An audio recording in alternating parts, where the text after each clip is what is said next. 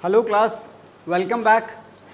आज हम लोग शुरू करने जा रहे हैं एक और नया चैप्टर, और चैप्टर का नाम है रिटायरमेंट और डेथ ऑफ अ पार्टनर। ठीक है, इससे पहले हम लोगों ने कौन कौन से चैप्टर किए थे? Fundamental of partnership, change in profit sharing ratio जिसके अंदर गुडविल भी आता था, और एडमिशन ऑफ अ पार्टनर। चलिए ज़रा जो अपने चैप्टर के अंदर रिटायरमेंट और डेथ ऑफ अ पार्टनर, इसके अंदर क्या होगा? जैसे ये मान लो 3 पार्टनर हैं, कुछ साल इन्होंने मिलके काम किया, आज यहाँ पर सी जाना चाहता है। अब जब सी जाएगा तो ए और बी सबसे पहले क्या करेंगे? अपना रेशियो वेशियो चेंज करेंगे, पार्टनरशिप डीड दोबारा बनेगी। तो क्या सी ऐसे ही चला जाएगा मुंह उठा के? हाँ जी, ओए लेना देना तो ठीक है, मतलब सी ने बोल दिया ऐसे फ़ोन पे या व्हाट्सएप कर दिया, मैं नहीं आऊँगा कल से, ये तो गलत है ना। ऐसे वो कह दे कि मैं नहीं आऊँगा कल से, अबे भाई कुछ तरीका थोड़ी है, बिजनेस है ये, खेल नहीं है। तो एक सिस्टम होना चाहिए, जैसे पार्टनर के आने का एक सिस्टम होता है, वैसे ही पार्टनर के जाने का भी एक तरीका होना चाहिए, ताकि इसका असर बिजनेस पे ना पड़े। हाँ या ना? तो उसके बारे में हमें जानना है। हाँ जी, पार्टनरशिप के तो पार्टनर के जाने से पहले, हाँ जी, if there is an agreement to that effect, मतलब अगर आपके एग्रीमेंट में क्लियरली लिखा था कि पार्टनर जब जाएगा तो वो कैसे जाएगा, तब तो कोई टेंशन ही नहीं है। अगर आपने पहले से लिखा हुआ था कि जिस पार्टनर की जब मर्जी है चला जाए, बिना बताए भी जा सकता है, तो क्या आप कुछ कर पाएंगे? मेरी बात समझ आ रही है? फिर आपको अकॉर्डिंग टू द एग्रीमेंट चलना पड़ेगा, जैसा आपने एग्रीमेंट में लिखा था उसी हिसाब से पार्टनर रिटायर होगा। दूसरी बात, if all the partners agree to his retirement, तो भी तो कोई कलेश नहीं है। अगर सारे पार्टनर एग्री हो गए, हाँ भाई ठीक है कल से नहीं आएगा मत आ, तो क्या कोई प्रॉब्लम होगी? सबने एग्री कर तो लिया, तो ये दो तो नॉर्मल इश्यूज है ना। तीसरा, if the partnership is at will, अगर हमारी पार्टनरशिप किस टाइप की है? पार्टनरशिप एट विल वाली है, तो फिर क्या होगा? By giving a notice. Notice का क्या मतलब है? मतलब आज बता दे, और महीने 2 महीने 3 महीने जितना एक टाइम आप लोगों ने डिसाइड होगा म्यूचुअली कि कितना टाइम हमें चाहिए उसका एक रिप्लेसमेंट ढूंढने के लिए, क्योंकि उसके जाने के बाद जो उसकी जिम्मेदारियां हैं, जो उसके काम है, कोई तो संभालेगा ही, तो उसके लिए एक नोटिस देना पड़ता है छोड़ने से पहले। ये आप लोग कल को नोट करेंगे, जब आप लोग कहीं जॉब करेंगे तो ऐसा होगा आपके साथ भी। ऐसा थोड़ी है एक ही जॉब पे लगे रहोगे तो वही करते रहोगे, उसको चेंज भी करोगे, तो उसके लिए नोटिस देना पड़ता है। तो ये कुछ तरीके हैं पार्टनर के रिटायर होने के, या तो सारे पार्टनर एग्री हों, या फिर पहले से कोई एग्रीमेंट मौजूद हो, और अगर ऐसा नहीं है तो पार्टनर नोटिस देकर जा सकता है। पर नोटिस देने का मतलब ये नहीं है कि आज नोटिस दिया और कल से आना बंद। नोटिस का मतलब है कि मैं 1 महीने तक और रुकूंगा, उसके बाद मैं चला जाऊंगा। क्लियर है मेरी बात? चलिए अब हम देखते हैं कि जब पार्टनर रिटायर होता है तो क्या क्या एडजस्टमेंट हमें करनी पड़ती हैं। एक तो नॉन अकाउंटिंग एडजस्टमेंट करनी पड़ती है, और अकाउंटिंग एडजस्टमेंट बिल्कुल वही वाली हैं जो पार्टनर के एडमिशन के टाइम पर होती थी।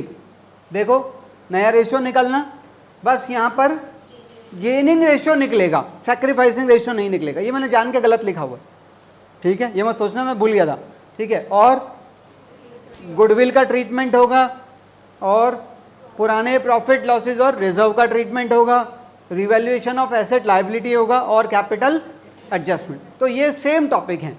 और नॉन अकाउंटिंग एडजस्टमेंट वही है, पुरानी पार्टनरशिप डीड को हटा के नई पार्टनरशिप डीड उसकी जगह लगती है, जिसे हम लोग क्या कहते हैं पार्थ?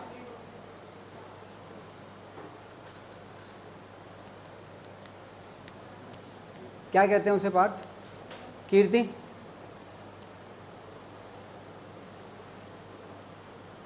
दिख रहा है तुम्हें?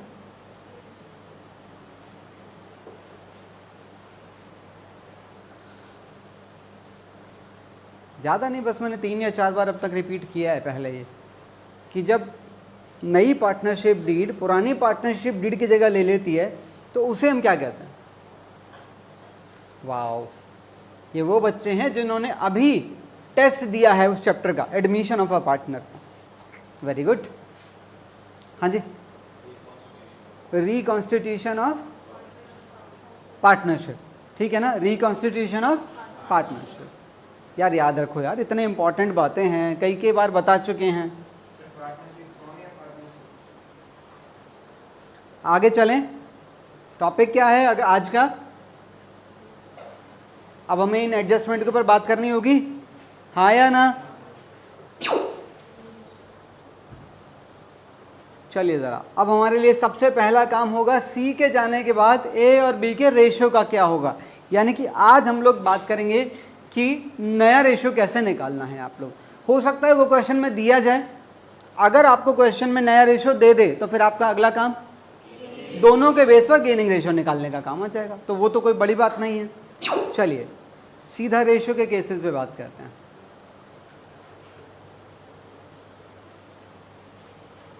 हाँ जी, केस उठाओ वहां से, ए बी और सी, रेशो क्या था?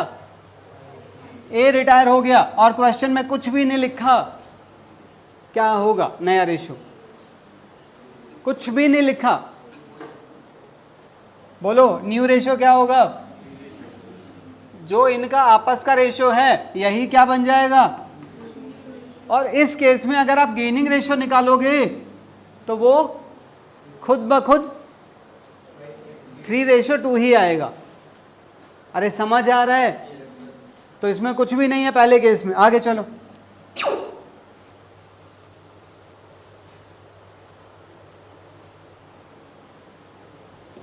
हाँ जी, ए बी और सी रेशो क्या था?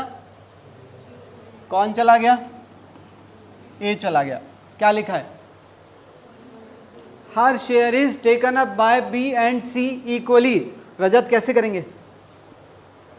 देखो दोस्त, हालांकि चैप्टर अभी शुरू हुआ है, टॉपिक मुझे कराना चाहिए, पर मैं ये मानता हूं कि हमने इस चीज़ के बारे में कहीं ना कहीं एडमिशन में डिटेल से बात कर रखी है, तो अगर तुम्हारी थोड़ी सहायता मिल जाएगी तो थोड़ा और बेहतर होगा। प्रॉपर लैंग्वेज के साथ लिखवाना। बाकी में से किसी का भी नंबर आ सकता है, उसे मैं कहीं भी रोक सकता हूं, अलर्ट रहना।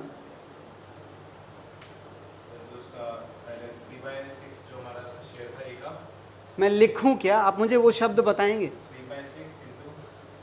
सीधा यही लिखना है, 3/6 इंटू,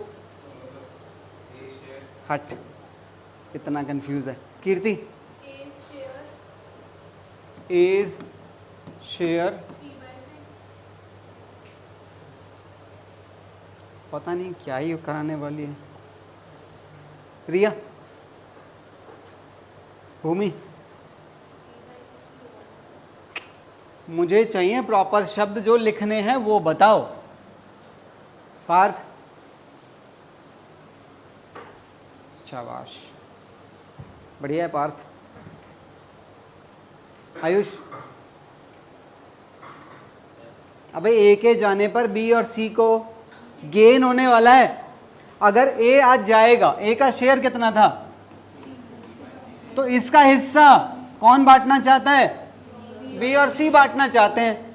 कितना? इक्वली। कह रहे हैं इसका आधा बी ले लेगा और इसका आधा सी ले लेगा। तो कैसे लिखेंगे? बी एक्वायर फ्रॉम ए और सी एक्वायर फ्रॉम ए। 3/6 का हाफ और 3/6 का दूसरा हाफ, यानी कि कितना?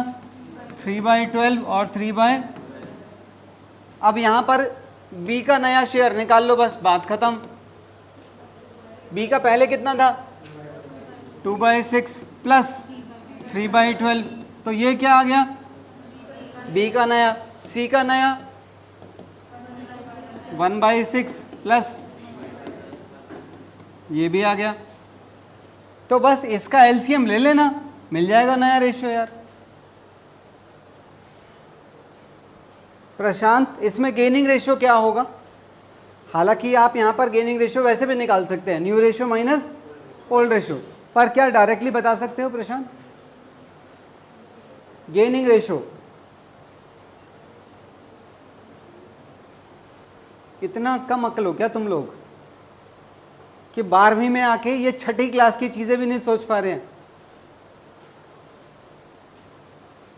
रजत, हाँ जी, तो मुंह से आवाज क्यों नहीं निकल रही है? सही है ना, 1:1 ही तो होगा, क्योंकि ए के हिस्से को इन दोनों ने इक्वली बांटा है, तो डेफिनेटली गेनिंग रेशियो 1:1 हो जाएगा। आगे चलो,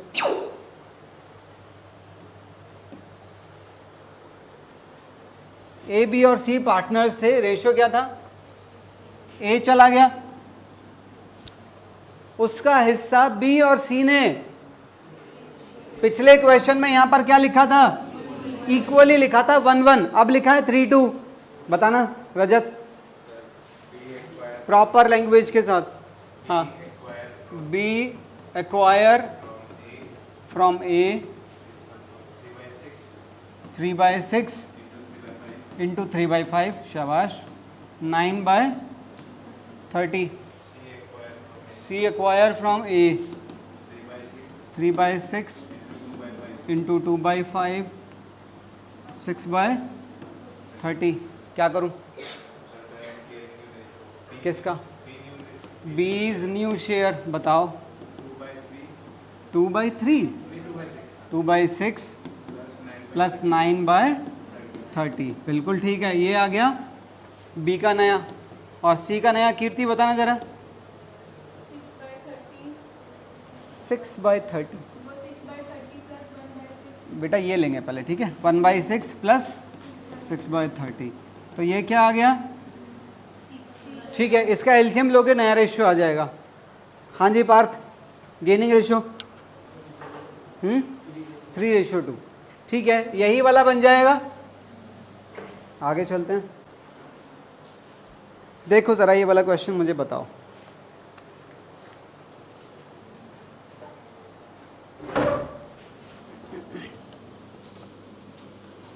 PQR क्या रेशियो था इनका,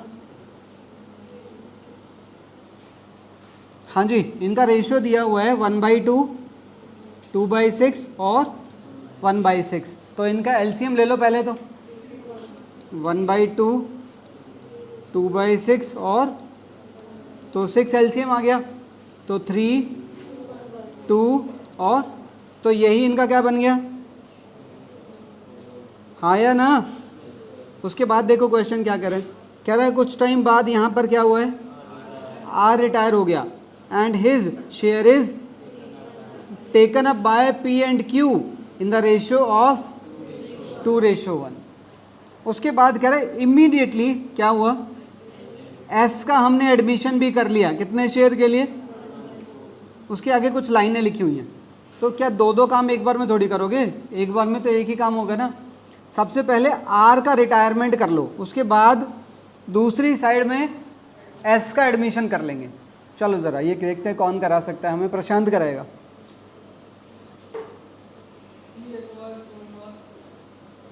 क्या लिखूं, p acquire from are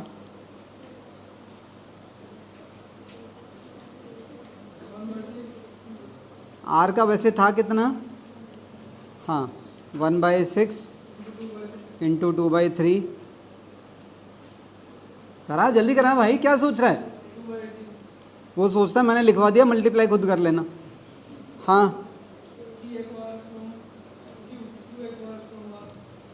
Q acquire from are कितना, 1/6 इंटू 1/3, 1/18, हाँ पीज न्यू शेयर बताओ, 3/6, अरे प्लस नालायक 2/, सॉल्व करो, 18 आ गया एलसीएम, 11 आ जाएगा सॉल्व करने के बाद। और क्यू का नया शेयर बताओ, वैसे मानो मत मानो वो 9/18 ही आएगा, कर लो बेशक, हाँ या ना। अबे अगर 18 में से 11 इसके पास हैं तो डेफिनेटली 18 में से सॉरी बाई मिस्टेक, कराना ज़रा इसे सॉल्व कराओ, 2/6 प्लस 1/18, क्लियर है ना मेरी बात। चलो ज़रा, तो यहाँ से हमें नया रेशियो क्या मिल गया फ़िलहाल, पर ये जो नया रेशियो है ये पी और Q का है 11:7। उसके बाद क्वेश्चन कह रहा है यहाँ पर कौन आया, यहाँ पर S आया, कितने शेयर के लिए? देखो क्वेश्चन में क्या लिखा है, 1/3 of which was given by P। तो क्या लिखूं? P sacrifice in favour of S। क्या लिखूं? 1/4 का 1/3 यानी कि 1/12, तो ये आ गया। और remaining share was taken equally from P and Q। ये क्या करूं? पहले तो रिमेनिंग निकालना पड़ेगा ना, रिमेनिंग है कितना? हाँ 1/4 माइनस 1/12। करो इसे सॉल्व। ये 3 माइनस 1 आ जाएगा तो 2/, तो ये वो हिस्सा है जो S ने P और Q से लिया है, वो भी इक्वली लिया है, तो यानी कि इसका आधा आधा कर दो। कितना आ गया वो? 1/12।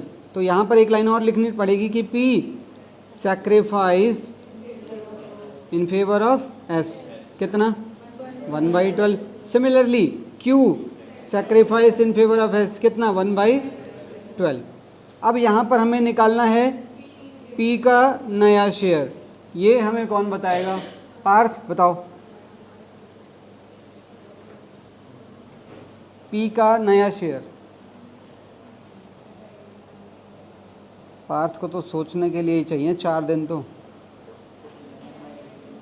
हाँ जी, हाँ 11/18 माइनस एक ये और एक हाँ या ना, माइनस 1/12 माइनस, तो यहाँ से क्या मिल जाएगा? P का नया शेयर। अब आ जाओ ज़रा Q के नए शेयर पर, 7/18 माइनस ये वाला, ये भी आ गया। और R का तुम्हें पता ही है, R का कितना है, सॉरी S का 1/4। बस 1, 2 और 3, इनका एलसीएम लेने का काम आपने करना है।